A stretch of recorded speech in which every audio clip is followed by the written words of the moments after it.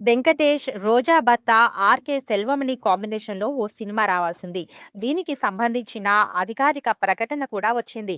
హైదరాబాద్‌లోని ఒక ప్రముఖ స్టార్ హోటల్‌లో ఈ మూవీని ప్రకటించారు.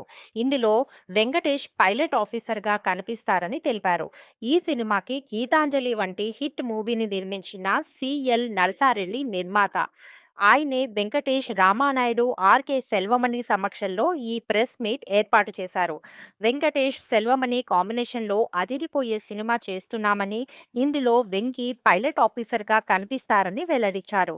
ఈ ప్రెస్ మీట్‌లో ఉన్న వెంకీ ఫాదర్ రామానాయుడు కూడా ఉత్సాహంతో ఆర్‌కే సెల్వమణితో తమ బ్యానర్‌లోనూ ఓ సినిమా చేయాలని వెల్లడించారు.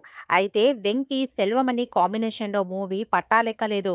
కారణం స్క్రిప్ట్ అనే తెలిసింది.